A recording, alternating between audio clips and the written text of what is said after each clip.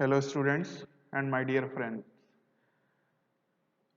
आशा करता हूं कि आप सभी लोग स्वस्थ होंगे और अपनी स्टडीज पे ध्यान दे रहे होंगे। आज हम लोग सेंटर ऑफ ग्रेविटी को कंटिन्यू कर रहे हैं। ये पिछले लेक्चर में हम लोगों ने स्टार्ट किया था अप्लाइड मैकेनिक्स का जो टॉपिक है सेंटर ऑफ ग्रेविटी, जिसे गुरुत्व केंद्र कहते हैं। ठीक है, उसी को आगे हम लोग कंटिन्यू कर रहे हैं। लेक्चर फर्स्ट में हम लोगों ने सेंटर ऑफ ग्रेविटी का कॉन्सेप्ट पढ़ा था, क्या होता है, सेंटर ऑफ ग्रेविटी की डेफिनेशन क्या होती है, और कुछ इंपॉर्टेंट फैक्ट्स जो सेंटर ऑफ ग्रेविटी से रिलेटेड होते हैं वो पढ़े थे, जिसमें हम 4 पॉइंट आपको बताए गए थे। ठीक है, 4 अलग अलग पॉइंट थे जो बहुत ही इंपॉर्टेंट पॉइंट थे अगर सेंटर ऑफ ग्रेविटी को आपको अच्छे से समझना है। ठीक है, तो चलिए आज आगे बात करते हैं। हम लोग बात करेंगे इक्विलिब्रियम कंडीशन की, कि संतुलन की स्थिति क्या होती है, इक्विलिब्रियम कंडीशन क्या होती है। तो इक्विलिब्रियम कंडीशन आप लोग को पहले भी बताया जा चुका है, उसी को आगे हम फिर से एक बार बताते हैं आपको होता क्या है। देखिए, अगर किसी बॉडी पे कोई एक्सटर्नल फोर्सेस लग रहे हैं, एक्सटर्नल फोर्स लग रहे हो, मोमेंट लग रहा हो, जिसे आघूर्ण कहते हैं, ठीक है, और बॉडी की पोजीशन में कोई भी परिवर्तन ना हो, बॉडी जिस पोजीशन में है उसी पोजीशन में रहे, उस पर जो बाहर से बल लग रहे हैं, जो बाहरी बल लग रहे हैं या जो मोमेंट लग रहा है उसके कारण बॉडी के पोजीशन में कोई भी परिवर्तन ना हो, तो हम इसे कहेंगे कि बॉडी जो है हमारी वो किस में है, संतुलन की अवस्था में है। Body is in equilibrium. Okay, तो वही चीज यहाँ पे लिखा गया है, if the original position of the body does not changes under the action of the forces, the body is said to be in equilibrium और स्टेबल। ठीक है, मतलब कि अगर बलों के कार्यरत बलों के कारण अगर बॉडी की पोजीशन में कोई भी परिवर्तन नहीं होता है तो इस कंडीशन को हम लोग क्या कहते हैं, इक्विलिब्रियम कंडीशन कहते हैं। For this following criteria must be followed, मतलब कि इस संतुलन के लिए 2 शर्तें होती हैं वो फॉलो होनी चाहिए। कौन कौन सी? पहली शर्त ये है कि बॉडी पर जितने भी फोर्स लग रहे हैं, बॉडी पर जितने भी फोर्स लग रहे हैं उन बलों का परिणामी शून्य होना चाहिए। परिणामी शून्य होने का मतलब क्या हो जाएगा, उस बॉडी की पोजीशन पर सभी बलों का कोई प्रभाव नहीं पड़ रहा है। ठीक है, तो इस कंडीशन में आप ये कब होगा, जब आपका सभी बलों का परिणामी शून्य हो जाएगा। ठीक है, सेकंड क्या है, सेकंड पॉइंट आपका कहता है कि अगर बॉडी में मोमेंट जनरेट हो रहा है, अगर कोई फोर्स इस तरह से कार्य कर रहा है कि बॉडी में मोमेंट जनरेट होने की कंडीशन आ रही है, तो वो मोमेंट, जितने भी फोर्स इस तरह के मोमेंट जनरेट कर रहे हैं उन सभी का जो रिजल्टेंट मोमेंट होगा, जो एल्जेब्रिक सम होगा किसी एक सर्टेन पॉइंट के अबाउट, वो भी आपका क्या होना चाहिए, शून्य होना चाहिए। मतलब कि जितने भी फोर्स मोमेंट जनरेट कर रहे हैं उन सभी फोर्सेस का किसी एक निश्चित बिंदु के सापेक्ष में आघूर्ण, बल आघूर्ण जो लिया जाएगा वो उनका एल्जेब्रिक सम क्या आना चाहिए, शून्य आना चाहिए। अगर शून्य आएगा तो इसका मतलब कि वो आघूर्ण क्या हो जाएंगे, बॉडी पर कोई प्रभाव नहीं डालेंगे, बॉडी रोटेट नहीं करेगी। आघूर्ण का मेन फंक्शन क्या होता है, बॉडी को रोटेट करने की टेंडेंसी होती है।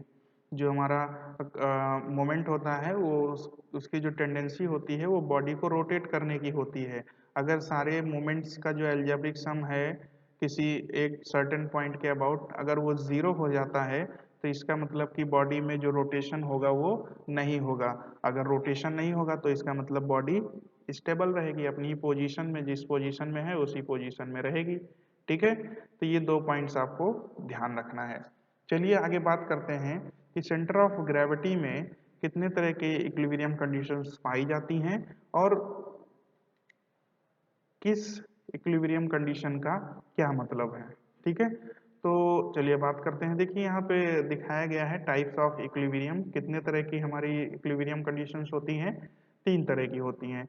स्टेबल इक्विलिब्रियम जिसे स्थायी संतुलन कहते हैं, अनस्टेबल इक्विलिब्रियम अस्थायी संतुलन, न्यूट्रल इक्विलिब्रियम उदासीन संतुलन। 3 तरह के आपकी इक्विलिब्रियम कंडीशंस हैं, ये आपको ध्यान रखना है। चलिए तो हम आगे इसको डिटेल में पढ़ते हैं कि स्टेबल इक्विलिब्रियम क्या होता है, अनस्टेबल क्या होता है और न्यूट्रल इक्विलिब्रियम क्या होता है। ठीक है, तो फर्स्ट ऑफ ऑल हम लोग बात करते हैं स्टेबल इक्विलिब्रियम की, स्थायी संतुलन की बात करते हैं। देखिए स्थायी संतुलन में क्या होता है, अगर कोई बॉडी किसी आधार पर रखी हुई है और अगर हम उसको थोड़ा सा डिस्प्लेस कर दें, स्लाइटली उसको टिल्ट कर दें, ठीक है, टिल्ट करने का मतलब जैसे आप फिगर देख रहे होंगे यहाँ पे, थोड़ा एक शंकु है जिसमें इस शंकु का क्या किया गया है, यहाँ पे देखेंगे ये हमारी शंकु की ओरिजिनल पोजीशन थी और इस शंकु को थोड़ा सा जो ब्लू कलर में कोन दिख रहा है इसको थोड़ा सा तिरछा कर दिया गया है। ठीक है, अब इसको तिरछा करके छोड़ दिया गया है। ठीक है, कुछ समय बाद क्या होता है कि ये शंकु जो है एक तरह से हिलते हुए, जिसे कह सकते हैं कि हिलता रहता है, थोड़ी देर बाद फिर क्या करता है, अपनी ओरिजिनल पोजीशन में आ जाता है।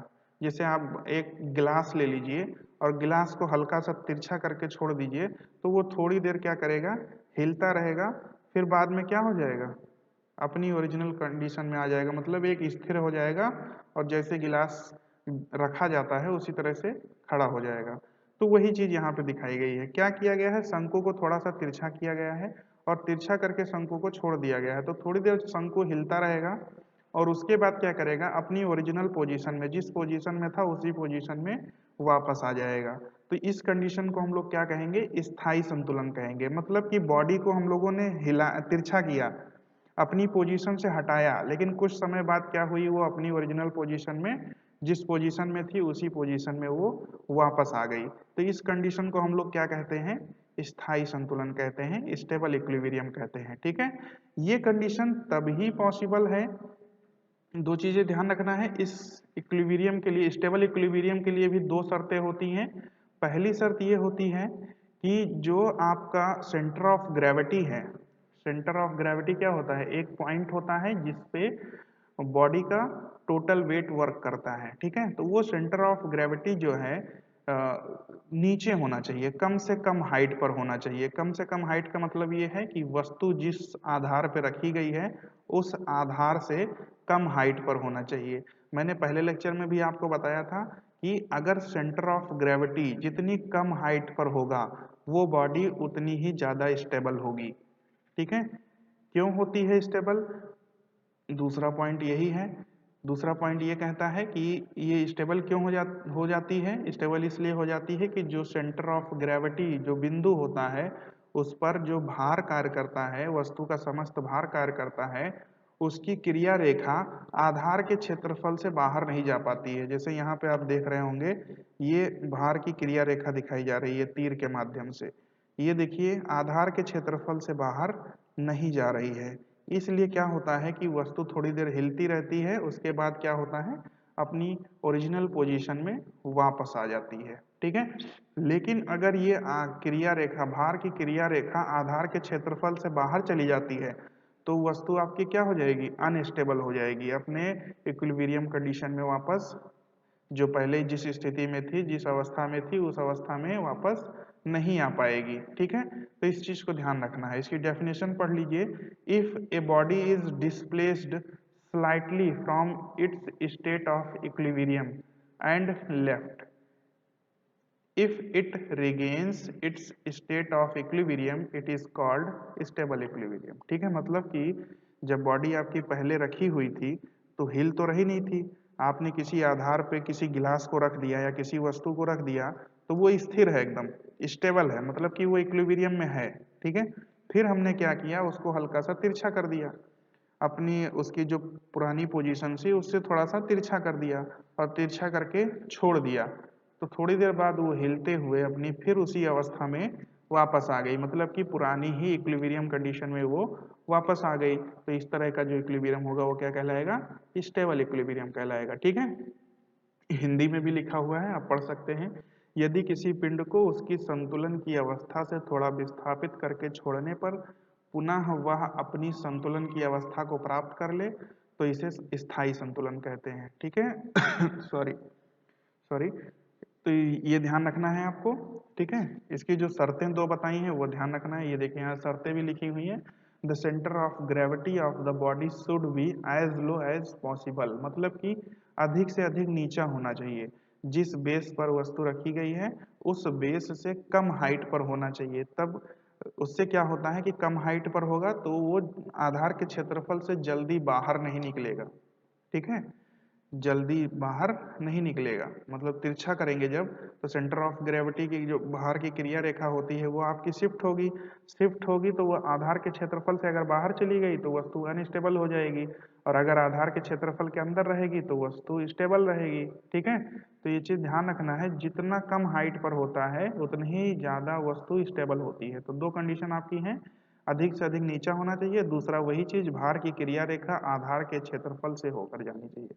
मतलब कि वस्तु का जो आधार है जितने क्षेत्रफल को वो घेर रहा है उसी क्षेत्रफल से होते हुए वो गुजरनी चाहिए। ओके, चलिए आगे बढ़ते हैं। अनस्टेबल इक्विलिब्रियम की बात करते हैं। अनस्टेबल इक्विलिब्रियम में देखिए क्या है, जैसे आपने स्टेबल पढ़ा था उसमें क्या हो रहा था, अपनी इक्विलिब्रियम कंडीशन में वो वापस आ जा रही थी बाद में, लेकिन इसमें क्या होगा, वापस नहीं आएगी। सिंपल सा डिफरेंस है। मतलब अगर हम कोई बॉडी इस तरह से रखी हुई है जिसको हम हल्का सा तिरछा कर दें, तिरछा करके छोड़ दें, और वो छोड़ने के बाद, तिरछा करके छोड़ने के बाद अपनी प्रारंभिक अवस्था में, प्रारंभिक स्थिति में वापस नहीं आती है, ठीक है, किसी अन्य स्थिति में चली जाती है, तो इस तरह के इक्विलिब्रियम को हम लोग क्या कहते हैं, अनस्टेबल इक्विलिब्रियम कहते हैं, ठीक है। तो जैसे फिगर देखिए, इसमें इसमें क्या किया गया है, इसमें कोन को जो है शीर्ष के उस पे बेस पे रखा गया है, ठीक है। शीर्ष के आधार पर रखा गया है इसको। और क्या किया गया है, पहली कंडीशन जो थी उसमें क्या था, आपका जो कोन था वो स्टेबल था, ठीक है, जो सॉलिड कोन था आपका स्टेबल था। फिर उसको हमने क्या किया, हल्का सा तिरछा कर दिया, जो ब्लू वाली कंडीशन है। ब्लू कंडीशन आपको जो दिख रही है शंकु की, उसमें क्या किया गया है, शंकु को, कोन को थोड़ा सा टिल्ट कर दिया गया है, थोड़ा सा तिरछा कर दिया गया है और तिरछा करके छोड़ दिया गया है। तो क्या होगा, शंकु गिर जाएगा, ठीक है, शंकु एक तरफ इस तरफ गिर जाएगा, क्योंकि यहाँ देखिए इसकी भार की क्रिया रेखा क्या हो गई, आधार के क्षेत्रफल से बाहर निकल गई। आधार का क्षेत्रफल ये इतना है आपका यहाँ पे, और भार की क्रिया रेखा यहाँ पे आ रही है आपकी, मतलब कि जो भार की क्रिया रेखा है वो आधार के क्षेत्रफल से बाहर निकल गई। इसका मतलब कि आपके जो वस्तु है वो अनस्टेबल हो जाएगी। अनस्टेबल हो जाएगी मतलब अपनी प्रारंभिक स्थिति में वापस नहीं आ पाएगी, जिस कंडीशन में तिरछा करने से पहले थी उस कंडीशन में वापस नहीं आ पाएगी, ठीक है। इसकी डेफिनेशन पढ़ना चाहे तो पढ़ लीजिए। If a body is displaced slightly from its state of equilibrium and left, if it does not return to its state of equilibrium, then it is called unstable equilibrium, ठीक है। यदि किसी पिंड को उसकी संतुलन की अवस्था से थोड़ा विस्थापित करके छोड़ने पर पुनः वह अपनी संतुलन की अवस्था में नहीं आता है तो इसे अस्थायी संतुलन कहते हैं, ठीक है। समझ में आ गया होगा। चलिए आगे बात करते हैं न्यूट्रल इक्विलिब्रियम की, उदासीन संतुलन। उदासीन संतुलन थर्ड थर्ड है, थर्ड टाइप है ये। इसमें क्या है कि अगर बॉडी को हम डिस्प्लेस करते हैं, उसकी जो उसकी ओरिजिनल पोजीशन थी, जो उसकी प्रारंभिक स्थिति थी, उससे हम उसको डिस्प्लेस करते हैं, ठीक है। तो डिस्प्लेस करने पर वो अपनी प्रारंभिक अवस्था में ना आकर किसी नई स्थिति में, प्रारंभिक स्थिति में ना आकर किसी नई स्थिति में जाकर स्टेबल हो जाती है, ठीक है। और वो नई स्थिति भी प्रारंभिक स्थिति जैसी ही हो, ठीक है। जैसे इसमें देखिए जिस तरह से कोन इसमें रखा हुआ है उसी तरह से कोन इस कंडीशन में भी रखा हुआ है, ठीक है। क्या किया हमने, इसमें कोन को कैसे रखा गया है, पहले जो स्टेबल कंडीशन थी उसमें कोन को हमने आधार पर रखा था, आधार पे खड़ा किया था। सेकंड में न्यूट्रल अनस्टेबल में क्या किया था, शीर्ष पर खड़ा किया था हमने। और इसमें क्या किया गया है, जो इसकी तिरछी ऊंचाई होती है, स्लैंट हाइट होती है, उसके बेस पर हमने खड़ा किया है, ठीक है, खड़ा किया है या रखी गई है। ठीक है, तो क्या किया गया, इस शंकु को हल्का सा अपनी इसकी जगह से, जो इसकी ओरिजिनल पोजीशन थी जहां पे ये संतुलन अवस्था में थी, वहां से इसको डिस्प्लेस कर दिया गया, मतलब कि विस्थापित कर दिया गया। और जब विस्थापित कर दिया गया तो ये थोड़ी देर बाद चलने के बाद दूसरी स्थिति में जाके संतुलित हो गई। रुकेगी तो है ही है ना कहीं कहीं जाके, तो दूसरी स्थिति में जाके संतुलित हो गई। तो देखा गया कि जैसे ये प्रारंभिक अवस्था में थी, उसी तरह से ही विस्थापित करने के बाद जो संतुलित हुई, तो उसी अवस्था में ही इस उसी स्थिति में ही वो संतुलित हुई जाकर, जैसी स्थिति पहले थी वैसी ही स्थिति बाद में भी पाई गई, लेकिन जगह बदल गई आपकी। ठीक है, जगह बदल गई, जिस जगह पे पहले संतुलन में थी वहां पे ना होकर किसी अन्य जगह पर जाकर संतुलित हुई, लेकिन स्थिति वैसी ही जैसे पहले पहले थी। ठीक है, डिस्प्लेस करने से पहले जैसी स्थिति थी और डिस्प्लेस करने की बाद जो स्थिति है, दोनों स्थिति एक जैसी है, बस जगह बदल गई है। ठीक है, विस्थापित करने के बाद। तो इस तरह के इक्विलिब्रियम को हम लोग क्या कहते हैं, न्यूट्रल इक्विलिब्रियम कहते हैं। न्यूट्रल इसलिए कहते हैं कि बस खाली जगह का परिवर्तन हुआ है, स्थिति उसकी जो है वैसी ही है। ठीक है, सेंटर ऑफ ग्रेविटी देखिए यहाँ पे भी ऐसे काम कर रहा था, यहाँ पे भी ऐसे काम कर रहा था, और आधार के क्षेत्रफल से होकर ही जाएगा, इसलिए ये इक्विलिब्रियम में भी है। ठीक है, तो ये न्यूट्रल इक्विलिब्रियम कहलाएगा। ठीक, डेफिनेशन यहाँ लिखी हुई है, if a body is displaced from its state of equilibrium and left, it becomes balanced in its new state instead of coming back to its former state. मतलब कि नई ही स्थिति में ये बैलेंस्ड हो जाती है, पुरानी स्थिति में आने की बजाय, पुरानी स्थिति में आने के बजाय नई स्थिति में बैलेंस्ड हो जाती है। ठीक है, तो इस तरह का जो इक्विलिब्रियम होगा वो आपका न्यूट्रल इक्विलिब्रियम कहलाएगा। ठीक है, यदि किसी पिंड को उसकी संतुलन की अवस्था से विस्थापित करके छोड़ने पर वह अपनी पूर्व अवस्था में आने के बजाय अपनी नई अवस्था में ही संतुलित हो जाए, तो इसे उदासीन संतुलन कहते हैं। ठीक है, चलिए, तो ये न्यूट्रल हो गया। अब हम बात करते हैं use of equilibrium in daily life. हमारे जो डेली लाइफ है, दैनिक जीवन है, उसमें इक्विलिब्रियम का क्या यूज है। तो फर्स्ट पॉइंट है जहाज के तली में भारी पदार्थ का भरा जाना। ठीक है, एक चीज ये ध्यान रखिएगा, जब आपकी शिप होती है वो समुद्र में चलती है, तो आपका जो क्या कहते हैं कि सेंटर ऑफ ग्रेविटी, देखिए जो पानी होता है वो जहाज पे फोर्स लगाता है, बायंसी फोर्स लगाता है। ठीक है, जिससे जहाज के पलटने का डर रहता है। ठीक है, तो इसमें ये कोशिश की जाती है कि जो हमारा जहाज का सेंटर ऑफ ग्रेविटी है वो जितना अधिक से अधिक नीचे हो जाए। ठीक है, जितना अधिक से अधिक नीचे हो जाए उतना नीचे इसको किया जाए, ताकि जब जो वाटर है वो अगर फोर्स लगाता है तो इसका सेंटर ऑफ ग्रेविटी आधार के क्षेत्रफल से जल्दी बाहर ना निकल पाए। जितना कम हाइट पर होगा उतना ही ज्यादा मतलब उतने ही ज्यादा स्टेबल होगी वस्तु, जल्दी वो आधार के क्षेत्रफल से बाहर नहीं निकलेगा। जल्दी निकलने का मतलब ये है कि जब जहाज आपकी तिरछी होगी, टिल्ट होगी, ठीक है, तो उस कंडीशन में वो जल्दी आधार के क्षेत्रफल से बाहर नहीं निकलेगा। और जब तक आपका आधार के क्षेत्रफल के अंदर रहेगा, सेंटर ऑफ ग्रेविटी से जो भार की क्रिया रेखा है वो आधार के क्षेत्रफल के अंदर जब तक रहेगी तब तक आपकी शिप जो है वो स्टेबल रहेगी। इसीलिए यहाँ पे फर्स्ट पॉइंट बोला गया है कि जहाज के तली में भारी पदार्थ भरा जाता है। ठीक है, जो आपका बेस होता है जहाज का, जो जहाज की तली होती है उसमें भारी मटेरियल्स भरे जाते हैं ताकि उसका सेंटर ऑफ ग्रेविटी नीचे आ जाए।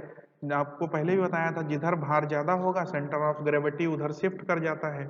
अगर यूनिफॉर्म रॉड होती है तो सेंटर ऑफ ग्रेविटी बीच में होता है, लेकिन अगर एक तरफ भार ज्यादा हो गया और एक तरफ भार कम है तो सेंटर ऑफ ग्रेविटी उस तरफ चला जाता है जिस तरफ भार ज्यादा रहता है। तो इसी में अगर जहाज की तली में हम भारी पदार्थ को भरेंगे, भारी मटेरियल्स को भरेंगे, तो उससे क्या होगा कि सेंटर ऑफ ग्रेविटी नीचे की तरफ आ जाएगा। सेंटर ऑफ ग्रेविटी नीचे की तरफ आ जाएगा तो उससे हमारी जो जहाज है वो क्या हो जाएगी, स्टेबल हो जाएगी। ठीक है, इसी तरह से सेकंड पॉइंट देखिए, जब आदमी कोई मनुष्य जो है बोझ अपने सर पे रखता है, अपने पीठ पे बोझ रखता है या पहाड़ पे चढ़ाई करता है, तो क्या करता है, आगे की तरफ झुक जाता है। ठीक है, आगे की तरफ क्यों झुक जाता है, क्योंकि आपको पता है कि जो आदमी का सेंटर ऑफ ग्रेविटी होता है, जो मनुष्य का सेंटर ऑफ ग्रेविटी होता है, वो नाभि पे कार्य करता है। और नाभि पे मतलब नाभि पर पाया जाता है। तो नाभि पर पाया जाता है, इसका मतलब उसके जो भार की क्रिया रेखा होगी उसके दोनों पैरों के बीच से होते हुए जाएगी। बाहर की क्रिया रेखा दोनों पैरों के बीच से होते हुए जाएगी। लेकिन जब आदमी के ऊपर एक्स्ट्रा लोड आ जाता है, जैसे वो अपने पीठ पे भार रखता है या सर पे भार रख लेता है, तो उस भार के कारण सेंटर ऑफ ग्रेविटी क्या होता है, आपका शिफ्ट होने लगता है। इसीलिए मनुष्य आगे की तरफ झुक जाता है, ताकि जो उसका सेंटर ऑफ ग्रेविटी है वो पैरों के बीच से ही गुजरे, जिससे कि वो डिसबैलेंस ना हो पाए, आसानी से वो पहाड़ पे चढ़ाई कर सके या फिर जो भार ले जा रहा है उसको आसानी से लेकर जा सके। ठीक है, तो थर्ड पॉइंट की बात करते हैं।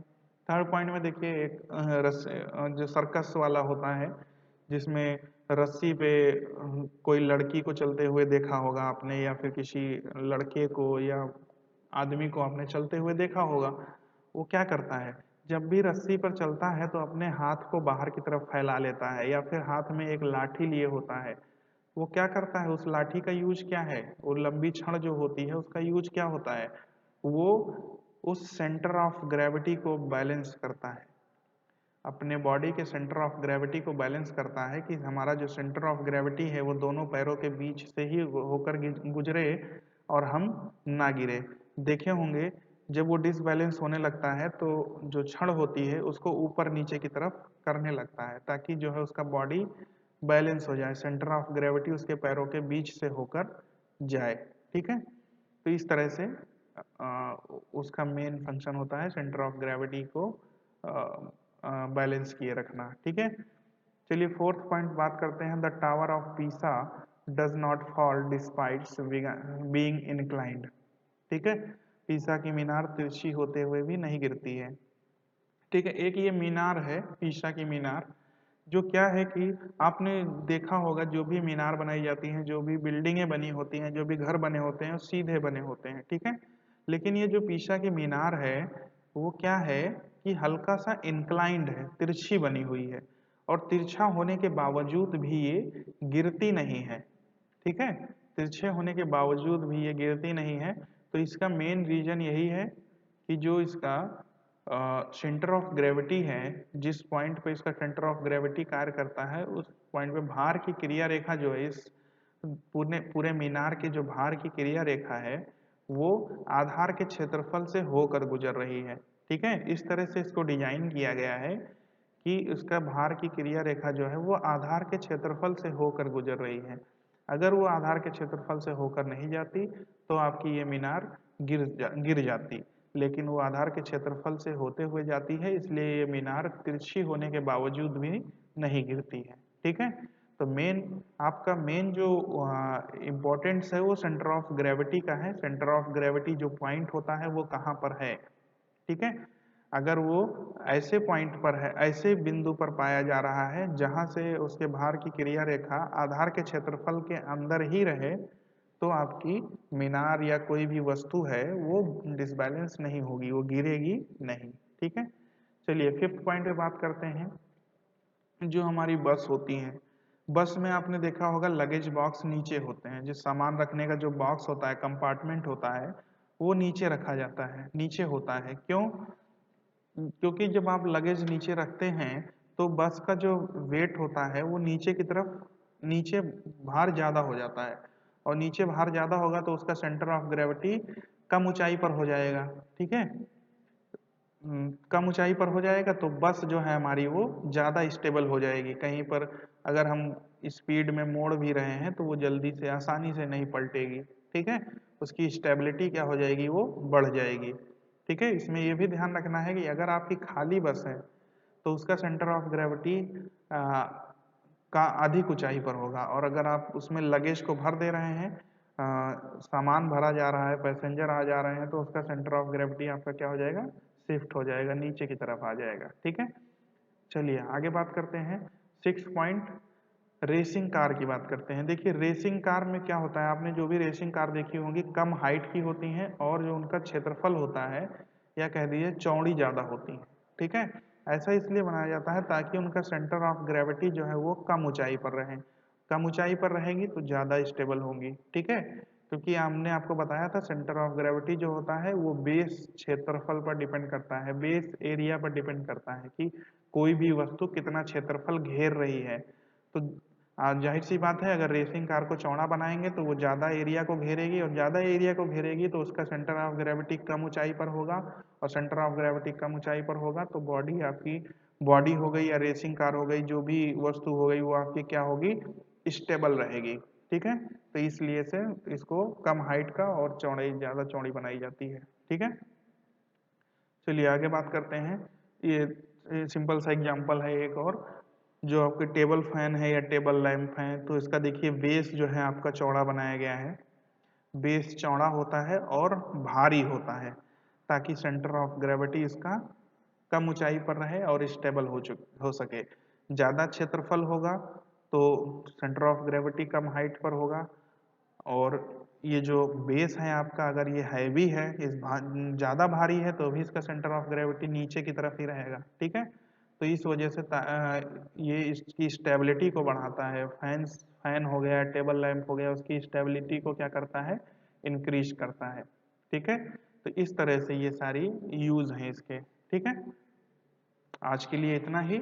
आगे हम लोग इसके बाद अब सिमेट्रिकल बॉडीज के सेंटर ऑफ ग्रेविटी क्या होती हैं और कंपोजिट बॉडीज के सेंटर ऑफ ग्रेविटी को कैसे कैलकुलेट किया जाता है, ये सारी चीज़ें अगले लेक्चर में पढ़ेंगे। ठीक है, तब तक आप लोग इसको अच्छे से स्टडी करिए और वीडियो को लाइक करिए, शेयर करिए और जो यूट्यूब चैनल है आप मेरा, मैकेनिकल इंजीनियरिंग स्टडी पॉइंट, यहाँ पे आपको सारे वीडियोस मिल जाएंगे, इस नोट्स भी मिल जाएगा। आप सब लोग वहाँ से इसको डाउनलोड कर सकते हैं, वहाँ से स्टडी कर सकते हैं। ठीक है, तो आज के लिए इतना ही। आप लोग अपनी स्टडीज़ पे ध्यान दीजिए। Okay, thank you.